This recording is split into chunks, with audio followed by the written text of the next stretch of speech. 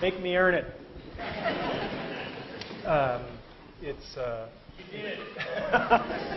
It's wonderful to be here. What Indira didn't tell you is that this lecture series used to be called The Last Lecture. If you had one last lecture to give before you died, what would it be? I thought, damn, I finally nailed the venue, and they renamed it. So, in case there's anybody who wandered in and doesn't know the backstory, my dad always taught me when there's an elephant in the room, introduce them. If you look at my CAT scans, there are approximately 10 tumors in my liver, and the doctors told me 3 to 6 months of good health left. That was a month ago, so you can do the math. I have some of the best doctors in the world. So that is what it is. We can't change it, and we just have to decide how we're going to respond to that. We cannot change the cards we are dealt, just how we play the hand. If I don't seem as depressed or morose as I should be, sorry to disappoint you. And I assure you, I am not in denial. It's not like I'm not aware of what's going on. My family, my 3 kids, my wife, we just decamped. We bought a lovely house in Chesapeake, Virginia, near Norfolk, and we're doing that because that's a better place for the family to be down the road. And the other thing is I am in phenomenally good health right now. I mean, the greatest thing of cognitive dissonance you will ever see is the fact that I am in really good shape. In fact, I'm in better shape than most of you.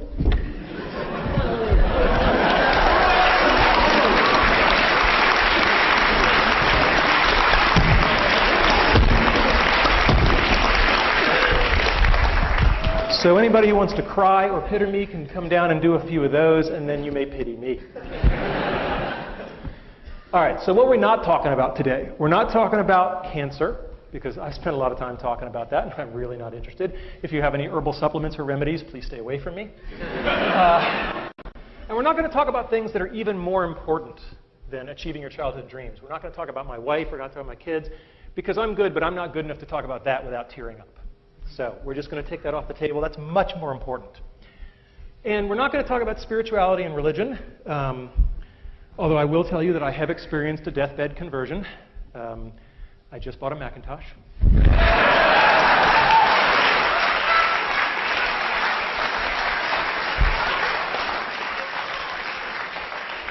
Now, I knew I'd get 9% of the audience with that, but... All right, so what is today's talk about then? It's about my childhood dreams and how I've achieved them. I've been very fortunate that way. How I believe I've been able to enable the dreams of others. And to some degree, lessons learned. I'm a professor. There should be some lessons learned. And how you can use the stuff you hear today to achieve your dreams or enable the dreams of others. And as you get older, you may find that enabling the dreams of others thing is even more fun. So what were my childhood dreams? Well, I had a really good childhood. I mean, no kidding around. I was going back through the family archives, and what was really amazing was I couldn't find any pictures of me as a kid where I wasn't smiling, right?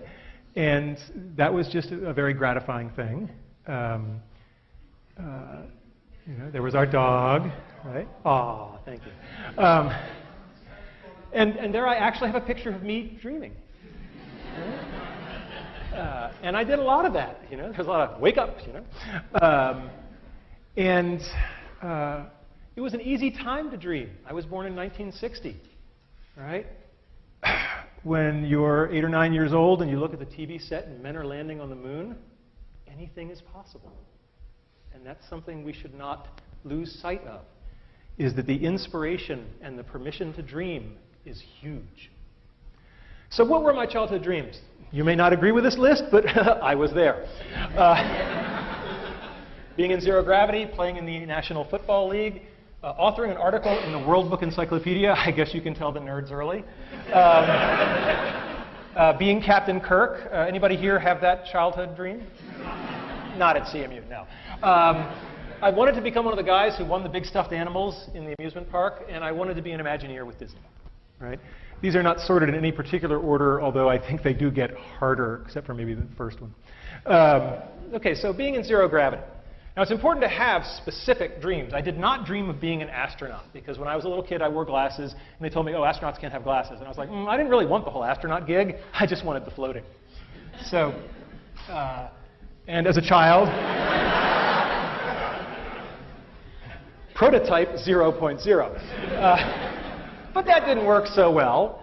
And it turns out that NASA has something called the Vomit Comet that they use to train the astronauts. And this thing does parabolic arcs. And at the top of each arc, you get about 25 seconds where you're ballistic, and you get about a rough equivalent of weightlessness for about 25 seconds. And there is a program where college students can submit proposals, and if they win the competition, they get to fly. And I thought that was really cool, and we had a team, and we put a team together, and they won, and they got to fly. And I was all excited because I was going to go with them. And then I hit the first brick wall, because they made it very clear that under no circumstances were faculty members allowed to fly with the teams. I know, I was heartbroken, right. I was like, but I worked so hard. And so I read the literature very carefully, and it turns out that NASA, it's part of their outreach and publicity program. And it turns out that these students were allowed to bring a local media journalist from their hometown.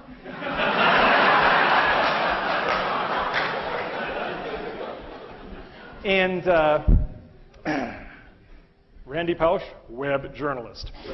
It's really easy to get a press pass. So I called up the guys at NASA, and I said, I need to know where to fax some documents. And they said, what documents are you going to fax us? So I said, my resignation as the faculty advisor and my application as the journalist. And he said, that's a little transparent, don't you think? And I said, yeah, but our project is virtual reality, and we're going to bring down a whole bunch of VR headsets, and all the students from all the teams are going to experience it, and all those other real journalists are going to get to film it. Jim Foley's going, ah, you bastard, yes. And the guy said, here's the fax number. And indeed, we kept our end of the bargain.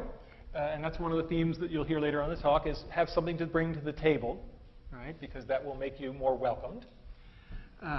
And if you're curious about what zero gravity looks like, hopefully the sound will be working here. It's on.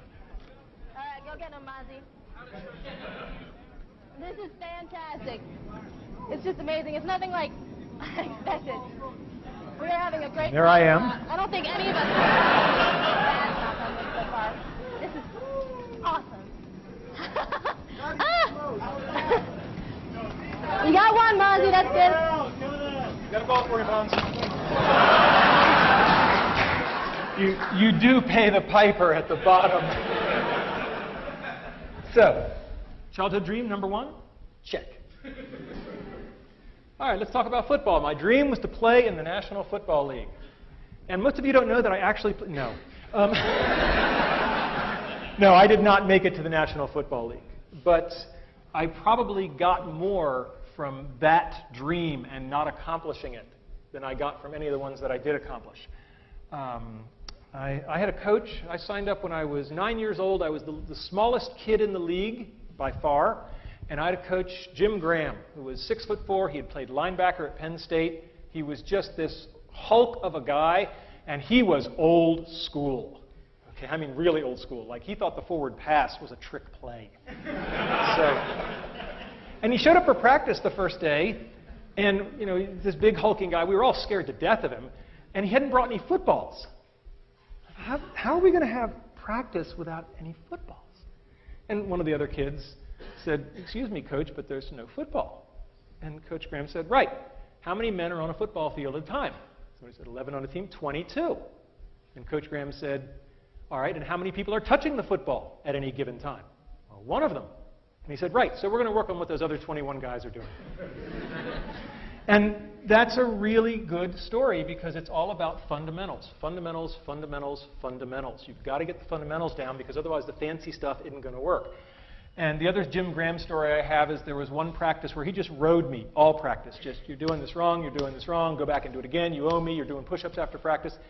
And when it was all over, one of the other assistant coaches came over and said, yeah, Coach Graham rode you pretty hard, didn't he? I said, yeah. He said, that's a good thing. He said, when you're screwing up and nobody's saying anything to you anymore, that means they gave up. And that's a lesson that stuck with me my whole life, is that when you see yourself doing something badly and nobody's bothering to tell you anymore, that's a very bad place to be. Your critics are your ones telling you they still love you and care. After Coach Graham, I had another coach, Coach Setliff, and he taught me a lot about the power of enthusiasm. He did this one thing where only for one play at a time, he would put people in at like the most horrifically wrong position for them. Like all the short guys would become receivers, right? It was just laughable. But we only went in for one play, right? And boy, the other team just never knew what hit them. Because when you're only doing it for one play and you're just not where you're supposed to be, and freedom's just another word for nothing left to lose, boy, are you going to clean somebody's clock for that one play. And that kind of enthusiasm was great. And to this day, I am most comfortable on a football field. I mean, it's just one of those things where, you know, if I'm working a hard problem, people will see me wandering the halls with one of these things. And that's just because, you know, when you do something young enough and you train for it, it just becomes a part of you. And I'm very glad that football was a part of my life. And if I didn't get the dream of playing in the NFL, that's okay. I probably got stuff more valuable. Because looking at what's going on in the NFL, I'm not sure those guys are doing so great right now. Okay? And so one of the expressions I learned in electronic arts, which I love, which pertains to this, is experience is what you get when you didn't get what you wanted. And I think that's absolutely lovely. And the other thing about football is we send our kids out to play football or soccer or swimming or whatever it is. And it's the first example of what I'm going to call a head fake or indirect learning. We actually don't want our kids to learn football. I mean, yeah, it's really nice that I have a wonderful three-point stance and that I know how to do a chop block and all this kind of stuff. But we send our kids out to learn much more important things: teamwork, sportsmanship, perseverance, et cetera, et cetera. And these kinds of head fake learnings are absolutely important. And you should keep your eye out for them because they're everywhere. All right, a simple one, being an author in the World Book Encyclopedia. When I was a kid, we had the World Book Encyclopedia on the shelf. For the freshmen, this is paper. We used to have these things called books. And after I had become somewhat of an authority on virtual reality, but not like a really important one, so I was at the level of people the World Book would badger, they called me up and I wrote an article, and this is Caitlin Kelleher. And there's an article, if you go to your local library where they still have copies of the World Book, look under V for virtual reality, and there it is. And all I have to say is that having been selected to be an author in the World Book Encyclopedia, I now believe that Wikipedia is a perfectly fine source for your information because I know what the quality control is for real encyclopedias. They let me in. All right, next one.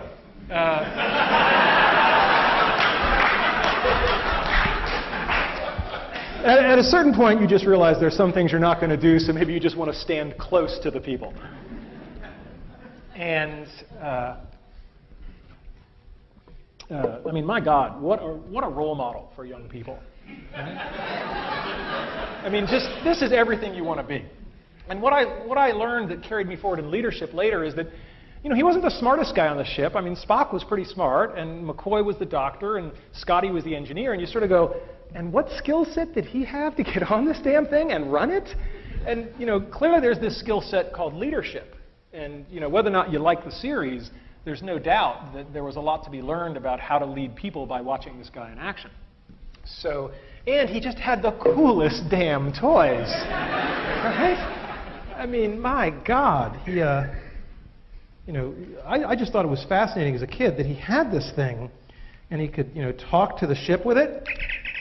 Right? You know, I just thought that was just spectacular. And of course, now I own one, and it's smaller. So that's kind of cool. So I got to achieve this dream. James T. Kirk, his alter ego, William Shatner, wrote a book, which I think was actually a pretty cool book. It was with Chip Walter, who is a Pittsburgh-based author who's quite good. And they wrote a book on basically the science of Star Trek, you know, what has come true. And they went around to top places around the country and looked at various things, and they came here to study our virtual reality setup. And so we built a virtual reality for him. It looked something like that. We put it in, put it to red alert. He was a very good sport. It's not like he saw that one coming. And it's really cool to meet your boyhood idol. But it's even cooler when he comes to you to see what cool stuff you're doing in your lab. I mean, that was just a great moment. All right, winning stuffed animals. This may seem mundane to you, but when you're a little kid and you see the big buff guys walking around in the amusement park and they got all these big stuffed animals, right? And this is my lovely wife. And I have a lot of pictures of stuffed animals I've won. That's my dad posing with one that I won. I've won a lot of these animals. There's my dad. He did win that one, to his credit.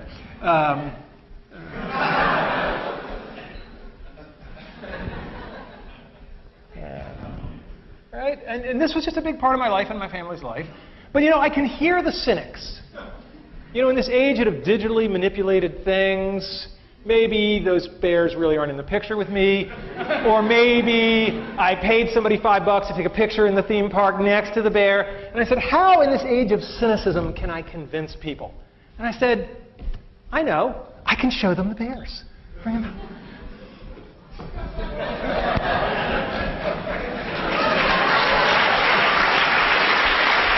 We can just put them right there. We just put them back against the wall. Yes,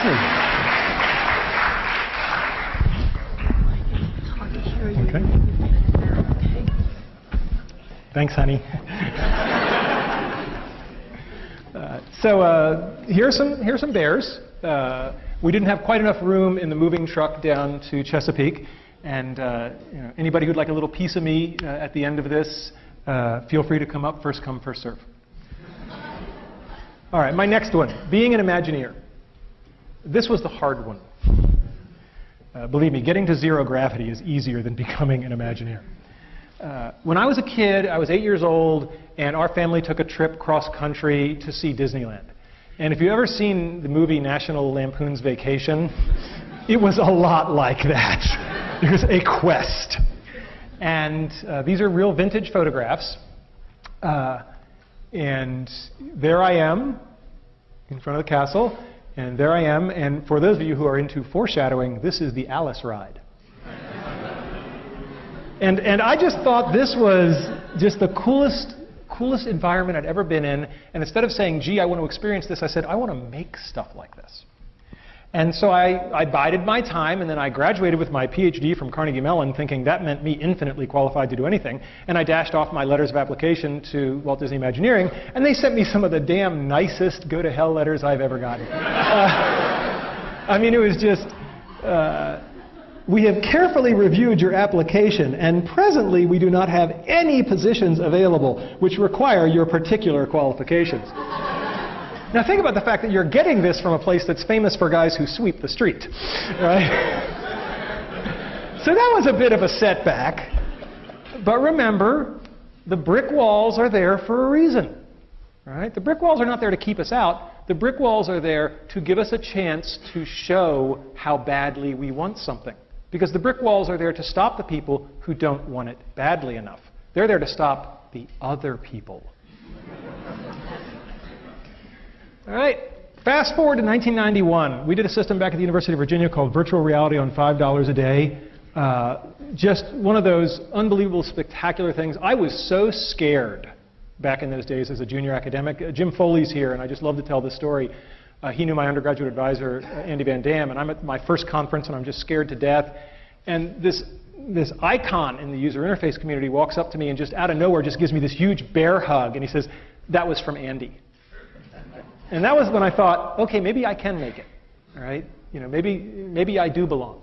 And a similar story is that this was just this unbelievable hit because at the time everybody needed $500,000 to do virtual reality, and everybody felt frustrated. And we literally hacked together a system for about $5,000 in parts and made a working VR system. And people were just like, oh my God, it's like, you know, the Hewlett-Packard Garage thing. This is so awesome. And so I'm giving this talk, and the room has just gone wild. And during the Q&A, a guy named Tom Furness, who was one of the big names in virtual reality at the time, he goes up to the microphone and he introduces himself. And I didn't know what he looked like, but I sure as hell knew the name. And he asked a question. And I was like, I'm sorry, did you say you're Tom Furness? And he said, yes. I said, then I would love to answer your question, but first, will you have lunch with me tomorrow? And there's a lot in that little moment, right? There's a lot of humility, but also asking a person where he can't possibly say no.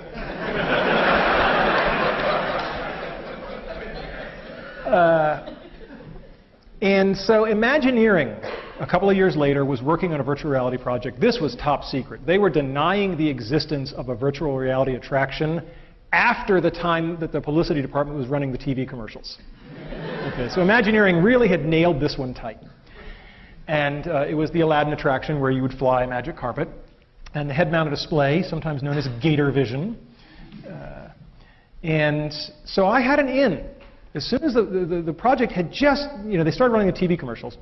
And I had been asked to brief the Secretary of Defense on the state of virtual reality. Okay, Fred Brooks and I had been asked to brief the Secretary of Defense. And that gave me an excuse. So I called them up, I called up Imagineering, and I said, look, I'm briefing the Secretary of Defense. I'd like some materials on what you have, because it's one of the best VR systems in the world. And they kind of pushed back, and I said, look, is all this patriotism stuff in the parks a farce? And they're like, okay. They said, but the PR department doesn't this is so new, the PR department doesn't have any footage for you, so I'm going to have to connect you straight through to the team who did the work. Jackpot. Right? So I find myself on the phone with a guy named John Snoddy, who is one of the most impressive guys I have ever met. And he was the guy running this team, and it's not surprising they had done impressive things. And so he sent me some stuff. We talked briefly. He sent me some stuff, and I said, hey, I'm going to be out in the area for a conference shortly. Would you like to get together and have lunch? Translation: I'm going to lie to you and say that I have an excuse to be in the area so I don't look too anxious. But I would go to Neptune to have lunch with you.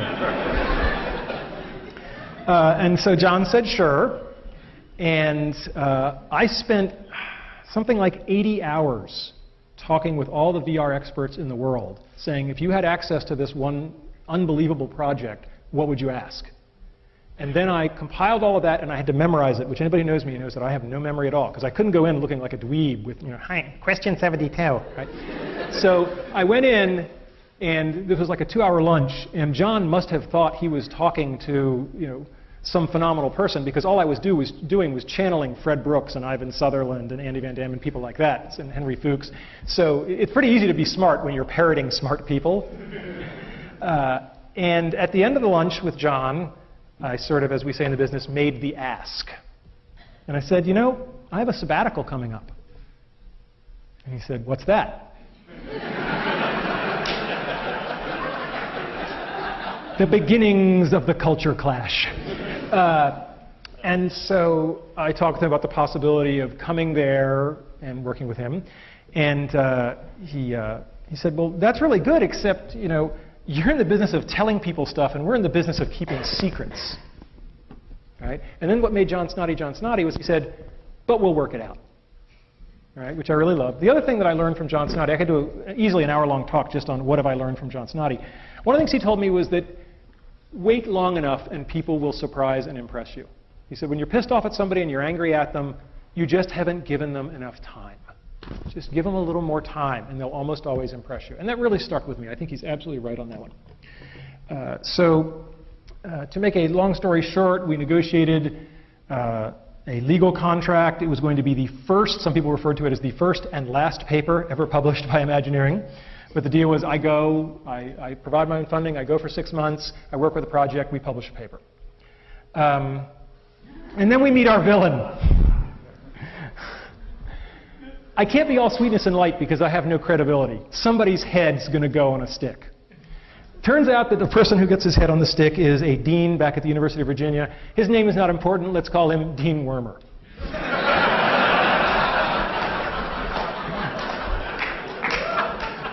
And Dean Wormer has a meeting with me where I say I want to do this sabbatical thing, and I've actually gotten the Imagineering guys to let an academic in, which is insane. I mean, if John hadn't gone nuts, this would never have been a possibility. This is a very secretive organization. And Dean Wormer looks at the paperwork and he says, well, it says they're going to own your intellectual property. And I said, yeah, we got the agreement to publish the paper. There is no other IP. I don't do patentable stuff. And he says, yeah, but you might. So deal's off, and just get him to change that little clause there, and then come back to me. I'm like, excuse me? And then I said to him, I want you to understand how important this is. If we can't work this out, I'm going to take an unpaid leave of absence, and I'm just going to go there, and I'm going to do this thing. And he said, hey, I might not even let you do that. I mean, you've got the IP in your head already, and maybe they're going to suck it out of you, so that's not going to fly either.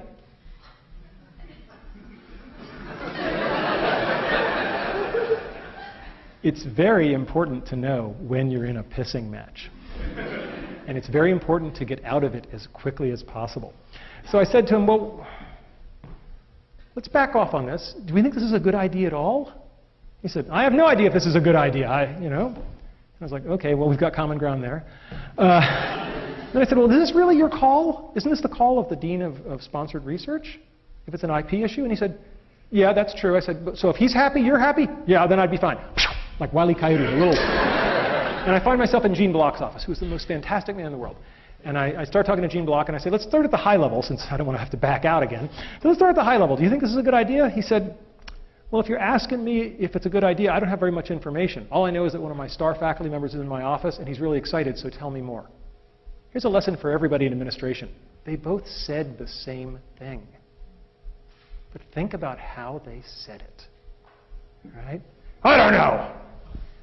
Well, I don't have much information, but one of my star faculty members is here, and he's all excited, so I want to learn more. They're both ways of saying I don't know, but boy, there's a good way and a bad way. So anyway, we got it all worked out. I went to Imagineering, sweetness and light, and all's well that ends well. Some brick walls are made of flesh. So I worked on the Aladdin project. It was absolutely spectacular. I mean, just unbelievable. Here's my nephew Christopher. This was the apparatus. You would sit on this sort of motorcycle type thing, and you would steer your magic carpet, and you would put on the head-mounted display. The head-mounted display was very interesting. It had two parts, and it was a very, very clever design. To get throughput through, the only part that touched the guest's head was this little cap, and everything else clicked onto it, all the expensive hardware. So you could replicate the caps, because they were basically free to manufacture. And this is what I really did, as I was a cap cleaner during this event. I loved Imagineering. It was just a spectacular place. Just spectacular. Everything that I had dreamed. I love the model shop. People crawling around on things the size of this room that are just big physical models. It was just an incredible place to walk around and be inspired. I'm always reminded of when I went there and people said, do you think the expectations are too high? And I said, you ever see the movie Charlie and the Chocolate Factory, Willy Wonka and the Chocolate Factory, where Gene Wilder says to the little boy Charlie, he's about to give him the chocolate factory, he says, well, Charlie, did anybody ever tell you the story of the little boy who suddenly got everything he ever wanted? Charlie's eyes get like saucers, and he says, no, what happened to him? Gene Wilder says, he lived happily ever after. Okay, so working on the Aladdin VR, I described it as a once in every 5 years opportunity, and I stand by that assessment. It forever changed me. It wasn't just that it was good work and I got to be a part of it, but it got me into the place of working with real people and real HCI, user interface issues. Most HCI people live in this fantasy world of white-collar laborers with PhDs and master's degrees, and until you got ice cream spilled on you, you're not doing field work, right? And more than anything else, from John Snoddy, I learned how to put artists and engineers together, and that's been the real legacy. We published a paper, just a nice academic cultural scandal. When we wrote the paper, the guys at Imagineering said, well, let's do a nice big picture, like you would in a magazine. And the SIGGRAPH committee, which accepted the paper, it was like this big scandal. Are they allowed to do that? There was no rule.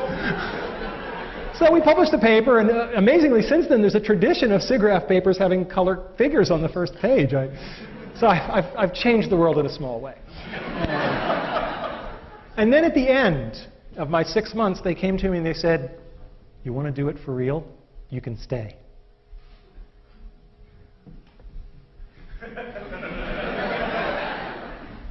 And I said no. One of the only times in my life I have surprised my father. He was like, you what? He said, since you were, all you wanted, and now they got it, and you're like, huh? There was a bottle of Maalox in my desk drawer. Be careful what you wish for. It was a particularly stressful place. Imagineering in general is actually not so Maalox-laden, but the lab I was in, John left in the middle. And it was a lot like the Soviet Union. It was a little dicey for a while. But it worked out okay. And if they had said, stay here or never walk in the building again, I would have done it. I would have walked away from tenure. I would have just done it. But they made it easy on me. They said, you can have your cake and eat it too. And I basically become a day a week consultant for Imagineering, and I did that for about 10 years. And that's one of the reasons you should all become professors. Because you can have your cake and eat it too. Okay. I went on and consulted on things like Disney Quest, so there was the Virtual Jungle Cruise, and the best interactive experience I think ever done, and Jesse Schell gets the credit for this, Pirates of the Caribbean. Wonderful at Disney Quest. And so those are my childhood dreams. And that's pretty good. I felt good about that. So then the question becomes, how can I enable the childhood dreams of others? And again, boy, am I glad I became a professor. What better place to enable childhood dreams? Maybe working at EA, I don't know. That'd probably be a good close second. But, and this started in a very concrete realization that I could do this. Because a young man named Tommy Burnett, when I was at the University of Virginia, came to me, was interested in joining my research group. And we talked about it. And he said, oh, and I have a childhood dream. Well, it gets pretty easy to recognize them when they tell you. And I said, yes, Tommy, what is your childhood dream? He said, I want to work on the next Star Wars film. Now, you got to remember the timing on this. Where is Tommy? Tommy is here today. What year would this have been? Your sophomore year? Oh. It was around 1993. Are you breaking anything back there, young man? Okay, all right. So in 1993, and I said to Tommy, you know they're probably not going to make those next movies.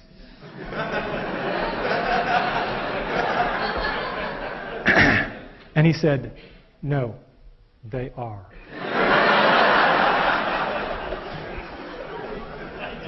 And Tommy worked with me for a number of years as an undergraduate and then as a staff member. And then when I moved to Carnegie Mellon, every single member of my team came from Virginia to Carnegie Mellon, except for Tommy, because he got a better offer.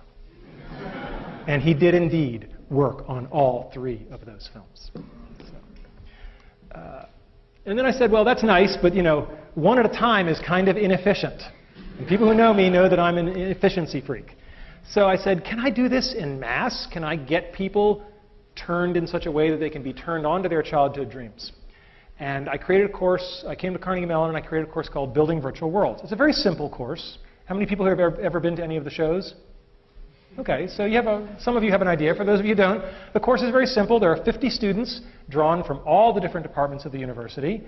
There are randomly chosen teams, 4 people per team, and they change every project. A project only lasts 2 weeks, so you do something, you make something, you show something, then I shuffle the teams, you get 3 new playmates, and you do it again. And it's every 2 weeks, and so you do 5 projects during the semester. The first year we taught this course, it is impossible to describe how much of a tiger by the tail we had. I was just running the course because I wanted to see if we could do it. We had just learned how to do texture mapping on 3D graphics, and we could make stuff that looked half decent, but we were running on really weak computers by current standards. But I said, I'll give it a try. And at my new university, I made a couple of phone calls, and I said, I want to cross-list this course to get all these other people. And within 24 hours, it was cross-listed in 5 departments. I love this university. I mean, it's just, it's the most amazing place. And I said, and the kids said, well, what content do we make? I said, hell, I don't know. You make whatever you want. 2 rules, no shooting violence and no pornography. Not because I'm opposed to those in particular, but, that's been done with VR, right? And you'd be amazed how many 19-year-old boys are completely out of ideas when you take those off the table.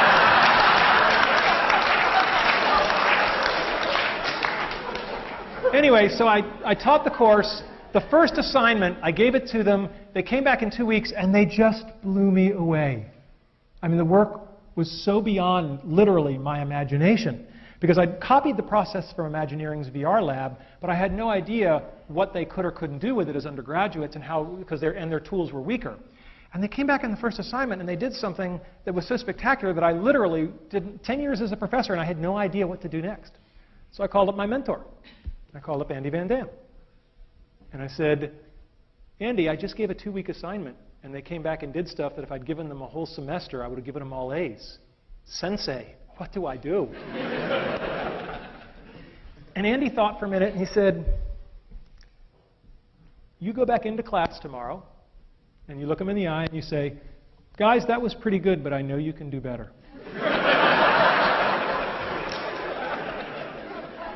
And that was exactly the right advice, because what he said was, you obviously don't know where the bar should be. And you're only going to do them a disservice by putting it anywhere. And boy, was that good advice, because they just kept going. And during that semester, it became this underground thing. I'd walk into a class with 50 students in it, and there were 95 people in the room. Because it was the day we were showing work, and people's roommates and friends and parents. I'd never had parents come to class before. It was flattering and somewhat scary. And so it snowballed, and we had this bizarre thing of, well, we got to share this. If there's anything I've been raised to do, it's to share.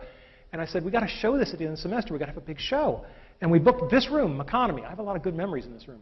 And we booked it not because we thought we could fill it, but because it had the only AV setup that would work. Because this was a zoo, right? Computers and everything. And then we filled it. And we more than filled it. We had people standing in the aisle. I will never forget the dean at the time, Jim Morris, was sitting on the stage right about there. We had to kind of scoot him out of the way. And the energy in the room was like nothing I'd ever experienced before. And President Cohen, Jerry Cohen, was there, and he sensed the same thing. He later described it as like an Ohio State football pep rally, except for academics. And he came over and he asked exactly the right question. He said, before you start, he said, I got to know, where are these people from? He said, the audience, what departments are they from? And we polled them, and it was all the departments.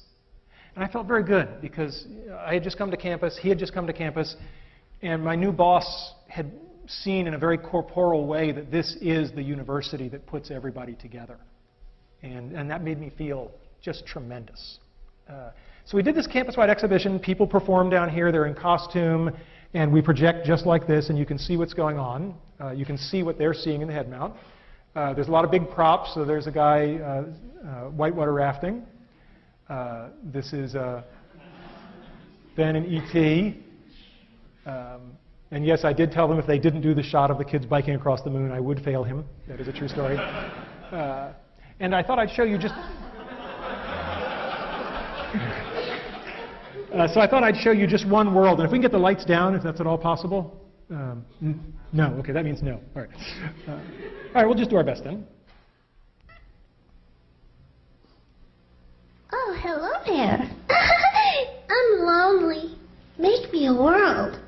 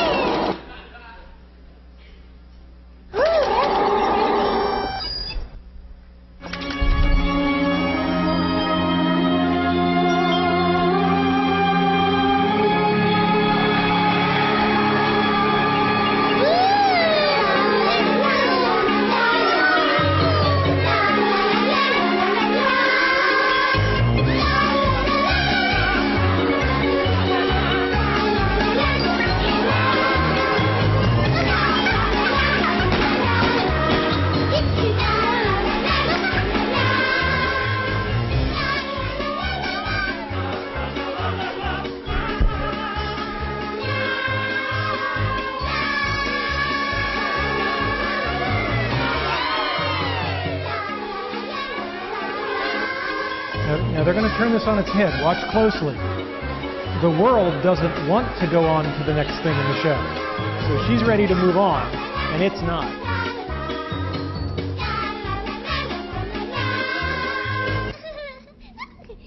What are you doing? I'm in this now. But there are so many other worlds that have to go. But our world is the best world. Hey, no!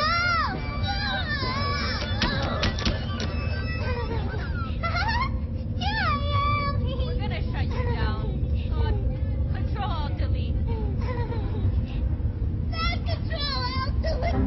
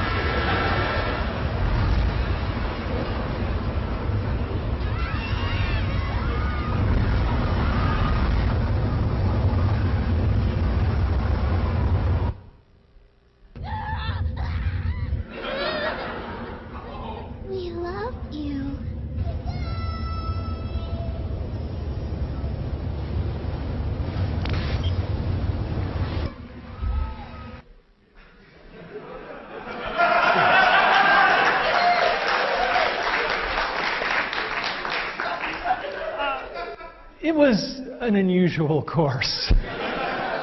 With some of the most brilliant, creative students from all across the campus. It just was a joy to be involved with. And they took the whole stage performance aspect of this way too seriously. And it became this campus phenomenon every year. People would line up for it. It was very flattering.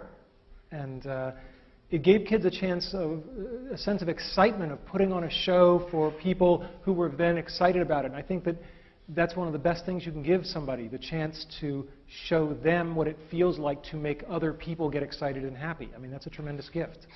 We always tried to involve the audience, whether it was people with glow sticks or batting a beach ball around or driving. This is really cool. This technology actually got used at the Spider-Man 3 premiere in LA. So the audience was controlling something on the screen. So that's kind of nice. And I don't have a class picture from every year, but I dredged all the ones that I do have. And all I can say is that what a privilege and an honor it was to teach that course for something like 10 years. And all good things come to an end, and I stopped teaching that course about a year ago. People always ask me, what was my favorite moment? I don't know if you can have a favorite moment, but boy, there's one I'll never forget. This was a world with, I believe, a roller skating ninja. And one of the rules was that we performed these things live, and they all had to really work, and the moment it stopped working, we went to your backup videotape. And this was very embarrassing. So we have this ninja on stage, and he's doing this roller skating thing, and the world, it did not crash gently. And I come out, and I believe it was Steve Audio, wasn't it? Was it? Where is he? Okay, where's Steve? Ah, my man, Steve Audio. And talk about quick on your feet, right? I say, Steve, I'm sorry, but your world has crashed, and we're going to go to videotape. And he pulls out his ninja sword and says, I am dishonored! Wah! And just drops.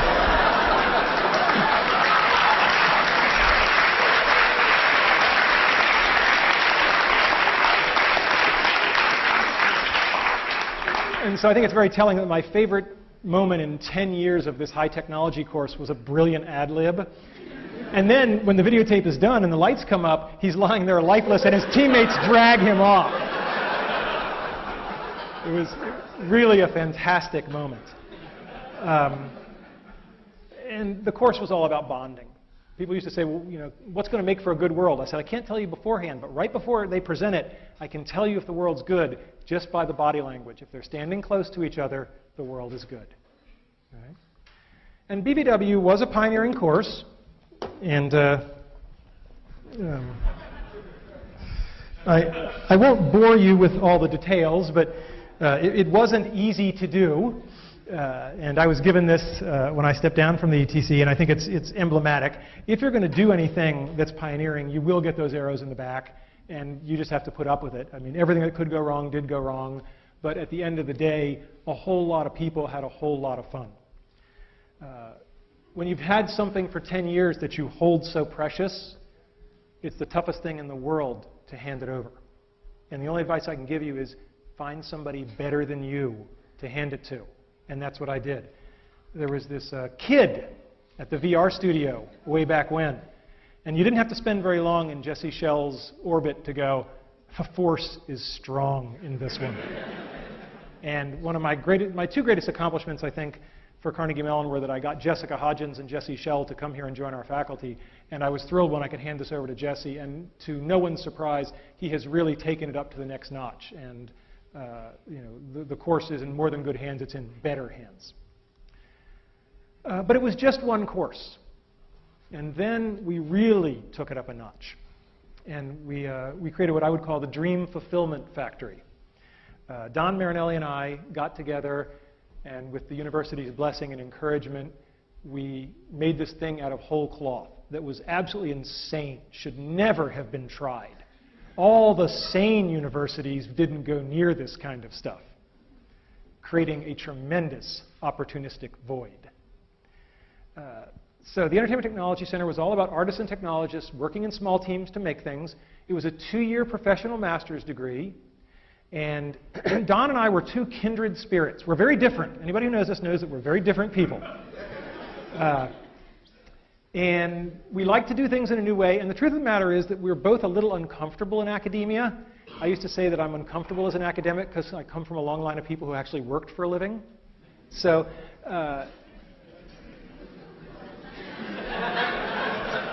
I detect nervous laughter. All right. And I want to stress, Carnegie Mellon is the only place in the world that the ETC could have happened. By far, the only place. Okay, this picture was Don's idea, okay? And we like to refer to this picture as Don Marinelli on guitar and Randy Pausch on keyboards. But we really did play up the left brain, right brain, and it worked out really well that way. Don is an intense guy.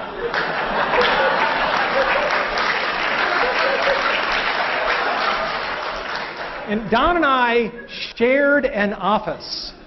And at first it was a small office. We shared an office for 6 years. Right? Now, those of you who know Don know he's an intense guy. Right? And given my current condition, somebody was asking me, this is a terrible joke, but I'm going to use it anyway. Because I know Don will forgive me. Somebody said, given your current condition, have you thought about whether you're going to go to heaven or hell? And I said, I don't know, but if I'm going to hell, I'm due 6 years for time served. But I kid. Sharing an office with Don was really like sharing an office with a tornado, right? There was just so much energy, and you never knew which trailer was next, right? But you knew something exciting was going to happen. And there was so much energy. And I do believe in giving credit where credit is due. So in my typically visual way, right, if Don and I were to split the success for the ETC, he clearly gets the lion's share of it. He did the lion's share of the work. Okay, he had the lion's share of the ideas. It was a great teamwork. I think it was a great yin and a yang, but it was more like yin and yang. Right?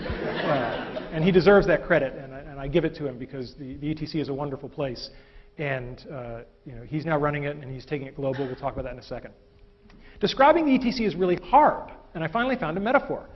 Telling people about the ETC is like describing Cirque du Soleil if they'd never seen it. Sooner or later, you're going to make the mistake. You're going to say, well, it's like a circus. And then you're dragged into this conversation about, oh, how many tigers, how many lions, right? How many trapeze acts? And that misses the whole point. So when we say we're a master's degree, we're really not like any master's degree you've ever seen. Here's the curriculum.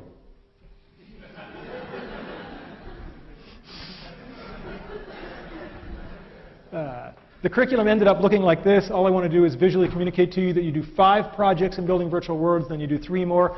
All of your time is spent in small teams making stuff. None of that book learning thing. Don and I have no patience for the book learning thing. It's a master's degree. They already spent 4 years doing book learning. Right? By now, they should have read all the books. The keys to success were that Carnegie Mellon gave us the reins. Completely gave us the reins. We had no deans to report to. We reported directly to the provost, which is great because the provost is way too busy to watch you carefully. We were given explicit license to break the mold. It was all project-based. It was intense. It was fun. And we took field trips. Every spring semester in January, we'd take all 50 students in the first-year class, and we'd take them out to shots at Pixar. We'd take them to Pixar, Industrial Light and Magic. And, of course, when you got guys like Tommy there acting as host, right, it's pretty easy to get entree to these places. So we did things very, very differently. The kind of project students would do, we did a lot of what we'd call edutainment. We developed a bunch of things with the Fire Department of New York, a network simulator for training firefighters, using video game-ish type technology to teach people useful things. That's not bad.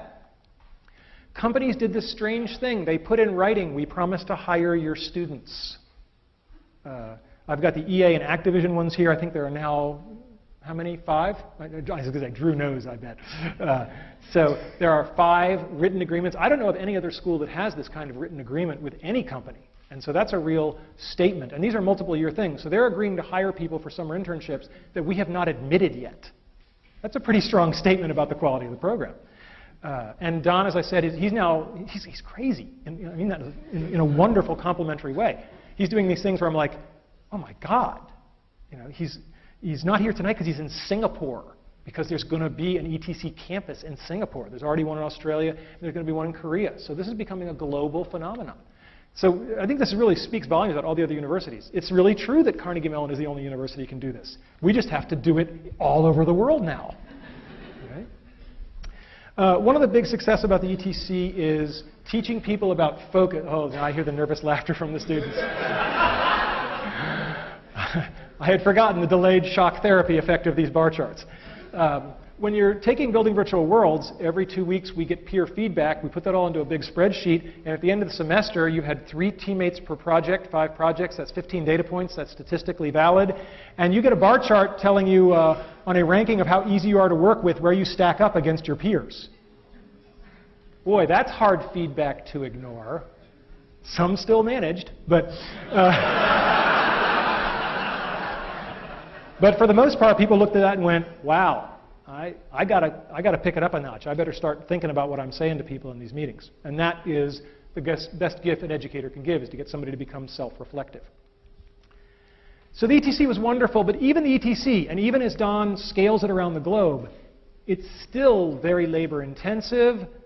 You know, it's not Tommy 1 at a time, it's not a research group 10 at a time, it's 50 or 100 at a time per campus times 4 campuses.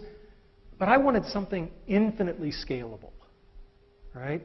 Scalable to the point where millions or tens of millions of people could chase their dreams with something. And, you know, I guess that kind of a goal really does make me the Mad Hatter. So Alice is a project that we've worked on for a long, long time. It's a novel way to teach computer programming. Kids make movies and games. The head fake. Again, we're back to the head fakes. Best way to teach somebody something is to have them think they're learning something else. Right? I've done it my whole career. And the head fake here is that they're learning to program, but they just think they're making movies and video games. This thing has already been downloaded well over 1 million times. There are 8 textbooks that have been written about it. 10% of US colleges are using it now. And it's not the good stuff yet. The good stuff is coming in the next version. Okay? I, like Moses, get to see the promised land, but I won't get to set foot in it. And that's okay, because I can see it. And the vision is clear. Millions of kids having fun while learning something hard. That's pretty cool. I can deal with that as a legacy. The next version is going to come out in 2008. It's going to be teaching the Java language if you want them to know they're learning Java. Otherwise, they'll just think that they're writing movie scripts. We're getting the characters from the best-selling PC game in history, The Sims. And this is all already working in the lab. So there's no real technological risk. I don't have time to thank and mention everybody in the Alice team, but I just want to say that Dennis Cosgrove is going to be building this, has been building this. He is the designer. It's his baby. And for those of you who are wondering, well, you know, in some number of months, who should I be emailing about the Alice project? Where's Wanda Dan? Oh, there you are. Stand up. Let them all see you. Everybody say, hi, Wanda. Hi, Wanda. Send her the email. And I'll talk a little bit more about Caitlin Kelleher, but she's graduated with her PhD and is at Washington University, and she's going to be taking this up a notch and going to middle schools with it. So grand vision, and you know, to the extent that you can live on in something, I will live on in Alice. All right, so now the third part of the talk, lessons learned. And we've talked about my dreams. We've talked about helping other people enable their dreams. Somewhere along the way, there's got to be some aspect of what lets you get to achieve your dreams. First one is the role of parents, mentors, and students. I was blessed to have been born to 2 incredible people. This is my mother on her 70th birthday. I am back here. I have just been lapped.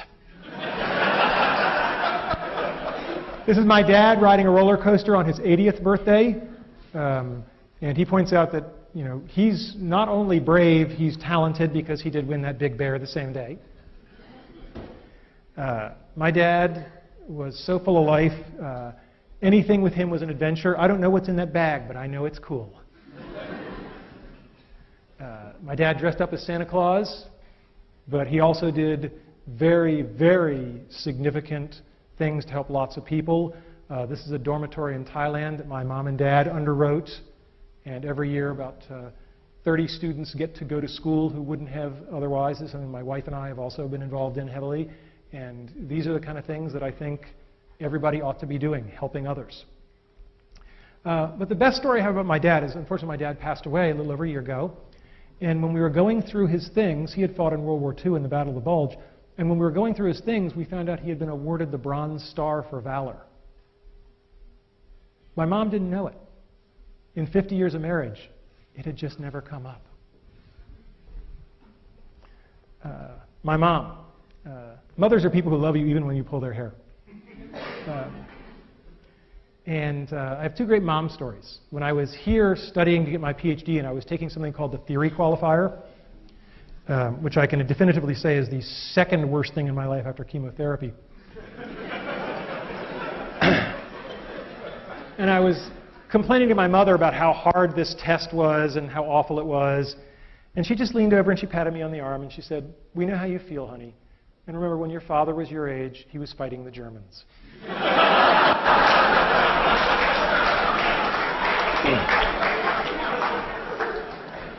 After I got my PhD, my mother took great relish in introducing me as, "This is my son. He's a doctor, but not the kind who helps people."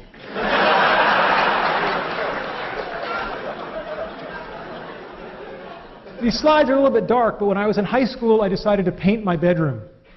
I'd always wanted a submarine and an elevator. And the great thing about this...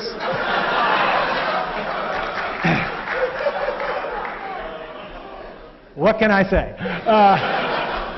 And the great thing about this is they let me do it. And they didn't get upset about it, and it's still there. If you go to my parents' house, it's still there. And anybody who is out there who is a parent, if your kids want to paint their bedroom, as a favor to me, let them do it. Okay? It'll be okay. Don't worry about resale value on the house. Other people who help us besides our parents, our teachers, our mentors, our friends, our colleagues. God, what is there to say about Andy Van Dam? When I was a freshman at Brown, he was on leave. And all I heard about was this Andy Van Dam. He was like a mythical creature. Like a centaur, but like a really pissed off centaur. And everybody was like really sad that he was gone, but kind of more relaxed. And I found out why, because I started working for Andy. I was a teaching assistant for him as a sophomore, and I was quite an arrogant young man. And I came into some office hours, and of course it was 9 o'clock at night, and Andy was there at office hours, which is your first clue as to what kind of professor he was. And I come bounding in, and you know, I'm going to save the world. There are all these kids waiting for help. Da-da-da-da-da-da. And afterwards, Andy literally Dutch uncle. He is Dutch, right? He Dutch uncled me, and he put his arm around my shoulders. And we went for a little walk, and he said, "Randy, it's such a shame that people perceive you as so arrogant, because it's going to limit what you're going to be able to accomplish in life." What a hell of a good way to word "you're being a jerk." Right? He doesn't say you're a jerk. He says people are perceiving you this way, and he says the downside is it's going to limit what you're going to be able to accomplish. When I got to know Andy better, the beatings became more direct. But I could tell you Andy stories for a month, but the one I will tell you is that when it came time to start thinking about what to do after graduating from Brown, it had never occurred to me in a million years to go to graduate school, just out of my imagination. It wasn't the kind of thing people from my family did. We got, say, what do you call them, jobs. So, and Andy said, "No, don't go do that. Go get a PhD, become a professor." And I said, "Why?" He said, "Because you're such a good salesman that any company who gets you is going to use you as a salesman, and you might as well be selling something worthwhile, like education."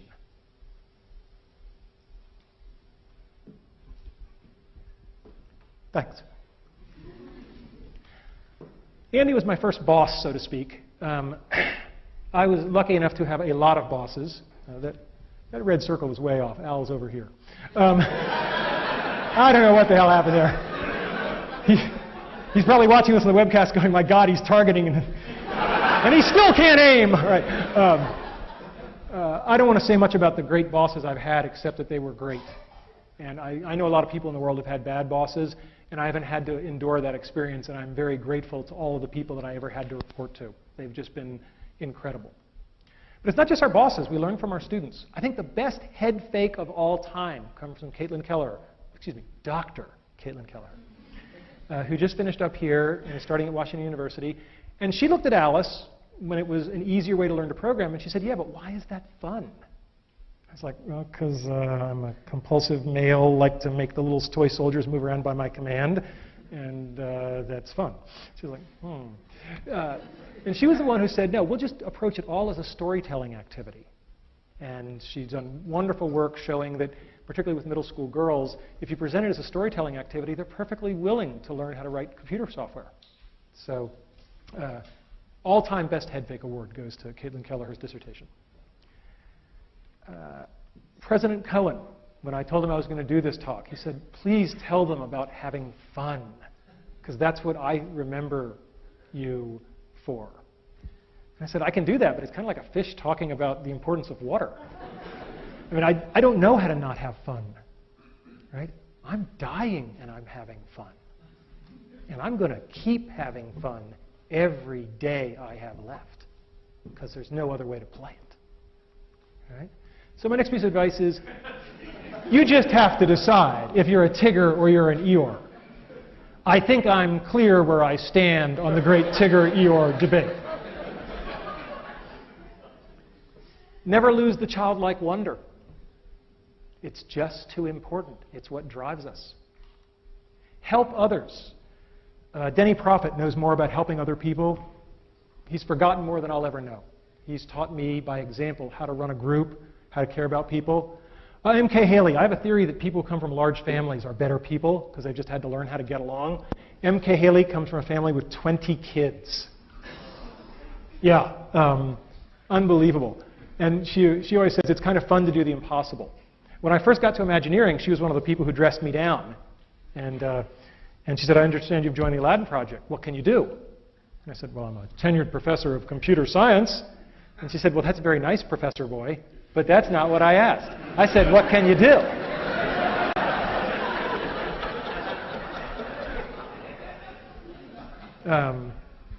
And, you know, I mentioned sort of my working class roots. We keep what is valuable to us, what we cherish, and I've kept my Letterman's jacket all these years. I used to like wearing it in grad school, and one of my friends, Jessica Hodgins, would say, why do you wear this Letterman's jacket? And I looked around at all the non-athletic guys around me who were much smarter than me, and I said, because I can. And so she thought that was the real hoot, so one year she made for me this little Raggedy Randy doll. And, he's got a little Letterman's jacket, too. That's my all-time favorite. It's the perfect gift for the egomaniac in your life. So I've met so many wonderful people along the way. Loyalty is a two-way street. There was a young man named Dennis Cosgrove at the University of Virginia. And when he was a young man, let's just say things happened. And I found myself talking to a dean. And the dean, no, not that dean. And anyway, this dean really had it in for Dennis, and I could never figure out why, because Dennis was a fine fellow. But for some reason, this dean really had it in for him. And I ended up basically saying, no, I vouch for Dennis. And the guy says, you're not even tenured yet. And you're telling me you're going to vouch for this sophomore or junior or whatever? I think it was a junior at the time. I said, yeah, I'm going to vouch for him because I believe in him. And the dean said, and I'm going to remember this when your tenure case comes up. And I said, deal. I went back to talk to Dennis, and I said, I would really appreciate you. That would be good. But loyalty is a two-way street. I mean, that was God knows how many years ago, but that's the same Dennis Cosgrove who's carrying Alice forward. He's been with me all these years, right? And, you know, if we only had one person to send in a space probe to meet an alien species, I'm picking Dennis. Okay. You can't give a talk at Carnegie Mellon without acknowledging one very special person, and that would be Sharon Burks. I mean, I joked with her. I said, well, look, if you're retiring, it's just not worth living anymore. Sharon is so wonderful, it's beyond description. And for all of us who've been helped by her, it's just indescribable. I love this picture because it puts her together with Syl. And Syl is great because Syl gave the best piece of advice, pound for pound, that I have ever heard. And I think all young ladies should hear this. Syl said, it took me a long time, but I finally figured it out. When it comes to men that are romantically interested in you, it's really simple. Just ignore everything they say and only pay attention to what they do. It's that simple. It's that easy. And I thought back to my bachelor days, and I said, damn. never give up. I didn't get into Brown University. I was on the wait list. I called them up, and they eventually decided that it was getting really annoying to have me call every day, so they let me in. At Carnegie Mellon, I didn't get into graduate school. Andy had mentored me. He said, go to graduate school, you're going to go to Carnegie Mellon. All my good students go to Carnegie Mellon. And yeah, you know what's coming.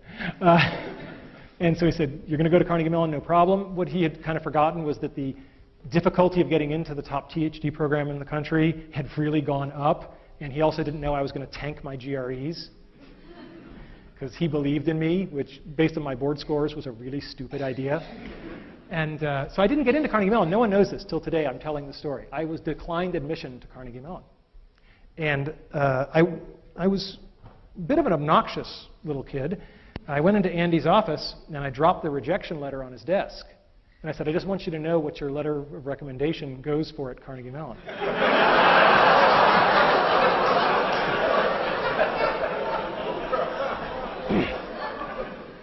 And before the letter had hit his desk, his hand was on the phone, and he said, I will fix this. And I said, no, no, no, I don't want to do it that way. That's not the way I was raised. You know, maybe some other graduate schools will see fit to admit me. And he said, look, Carnegie Mellon's where you're going to be. He said, I'll tell you what, I'll make you a deal. Go visit the other schools, because I did get into all the other schools. He said, go visit the other schools, and if you really don't feel comfortable at any of them, then will you let me call Nico? Nico being Nico Haberman. And I said, okay, deal. I went to the other schools without naming them by name. Berkeley, Cornell. They managed to be so unwelcoming that I found myself saying to Andy, you know, I'm going to go get a job. And he said, no, you're not. And he picked up the phone, and he talked in Dutch. And he hung up the phone, and he said, Nico says if you're serious, be in his office tomorrow morning at 8 a.m. And for those of you who know Nico, this is really scary. So I'm in Nico Haberman's office the next morning at 8 a.m., and he's talking with me. And frankly, I don't think he's that keen on this meeting. I don't think he's that keen at all. And he says, Randy, why are we here? And I said, because Andy phoned you? And I said, well, since you admitted me, I have won a fellowship. The Office of Naval Research is a very prestigious fellowship. I've won this fellowship, and that wasn't in my file when I applied. And Nico said, a fellowship, money, we have plenty of money. That was back then. And he said, we have plenty of money. Why do you think having a fellowship makes any difference to us? And he looked at me. There are moments that change your life. And 10 years later, if you know, in retrospect, it was one of those moments, you're blessed. But to know it at the moment, with Nico staring through your soul. And I said, I didn't mean to imply anything about the money. It's just that it was an honor. There were only 15 given nationwide. And I did think it was an honor that would be something that would be meritorious. And I apologize if that was presumptuous. And he smiled. And that was good. So, how do you get people to help you? You can't get there alone. People have to help you, and I do believe in karma. I believe in paybacks. You get people to help you by telling the truth, being earnest. I'll take an earnest person over a hip person every day, because hip is short-term. Earnest is long-term. Apologize when you screw up, and focus on other people, not on yourself. And I thought, how do I possibly make a concrete example of that? Do we have a concrete example of focusing on somebody else over there? Can we bring it out? See, yesterday was my wife's birthday. If there was ever a time I might be entitled to have the focus on me, it might be the last lecture. But no, I feel very badly that my wife didn't really get a proper birthday, and I thought it'd be very nice if 500 people...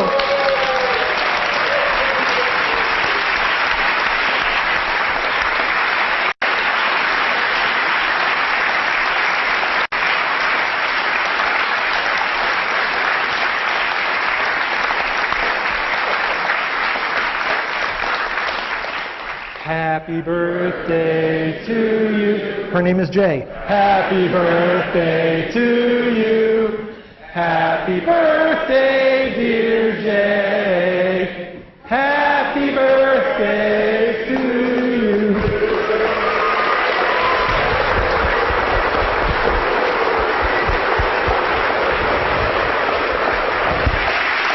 Gloria.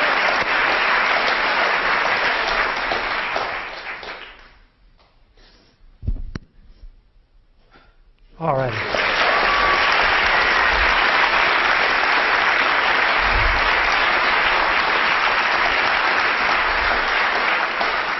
And now you all have an extra reason to come to the reception.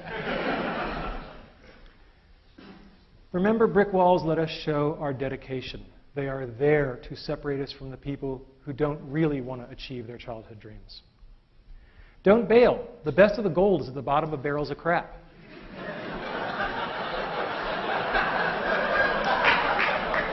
What Steve didn't tell you was the big sabbatical at EA. I'd been there for 48 hours, and they loved the ETC. We were the best. We were the favorites. And then somebody else pulled me aside and said, oh, by the way, we're about to give $8 million to USC to build a program just like yours. We're hoping you can help them get it off the ground.